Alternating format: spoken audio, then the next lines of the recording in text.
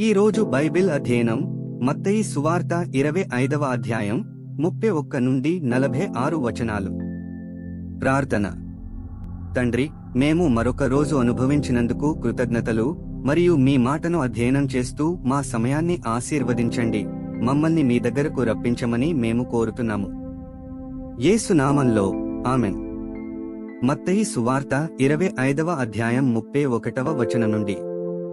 తన మహిమతో మనుష్య కుమారుడును ఆయనతో కూడా సమస్త దూతలను వచ్చినప్పుడు ఆయన తన మహిమగల సింహాసనము మీద ఆసీనుడైయుండును.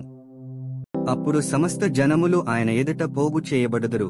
గొల్లవాడు మేకలలో నుండి గొర్రెలను వేరుపరచునట్లు ఆయన వారిని వేరుపరచి తన కుడివైపున గొర్రెలను ఎడమవైపున మేకలను నిలువబెట్టును.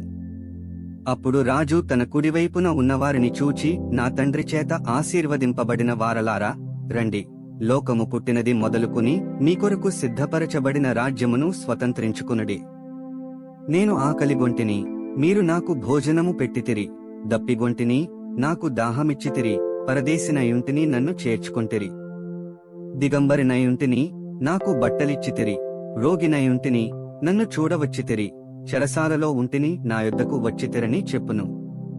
అందుకు నీతిమంతులు, ప్రభువా, ఎప్పుడు నీవు ఆకలిగొని యుండుట చూచి నీకాహారమిచ్చితివి? నీవు దప్పిగొని యుండుట చూచి ఎప్పుడు దాహమిచ్చితివి? ఎప్పుడు పరదేశి వయుండుట చూచి నిన్ను చేర్చుకొంటిమి? దిగంబరి వయుండుట చూచి బట్టలిచ్చితివి? ఎప్పుడు రోగి వయుండుటేనను చెరసాలలో ఉండుటేనను చూచి నీ యొద్దకు వచ్చితిమని ఆయనను అడిగెదరు. అందుకు రాజు, మిక్కిలి అల్పులైన ఈ నా సహోదరులలో ఒకనికి మీరు చేసితిరి గనుక నాకు చేసితిరని నిశ్చయముగా మీతో చెప్పుచున్నానని వారితో అనను.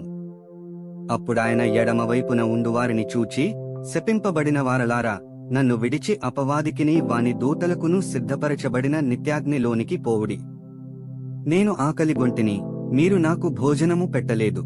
దప్పిగొంటిని, మీరు నాకు దాహమియ్యలేదు. పరదేశినయుంటిని, మీరు నన్ను చేర్చుకునలేదు. దిగంబరినయుంటిని, మీరు నాకు బట్టలియ్యలేదు. రోగినై చెరసాలలో ఉంటిని, మీరు నన్ను చూడరాలేదని చెప్పును. అందుకు వారును, ప్రభువా, మేమెప్పుడు నీవు ఆకలిగొని యుండుటేనను, దప్పిగొని యుండుటేనను, పరదేశివై యుండుటేనను, దిగంబరివై యుండుటేనను, రోగివై యుండుటేనను, చెరసాలలో ఉండుటేనను చూచి నీకు ఉపచారము చేయకపోతిమని ఆయనను అడిగెదరు.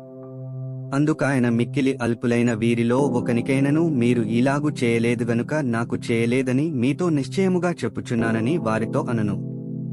వీరు నిత్య శిక్షకును, నీతిమంతులు నిత్య జీవమునకును పోవుదురు. 46 వచనాలు చదివియున్నాము. ముగింపు ప్రార్థన. ఓ దేవా, మా విలువైన సమయాన్ని మీ వాక్యాన్ని అధ్యయనం చేసినందుకు ధన్యవాదాలు.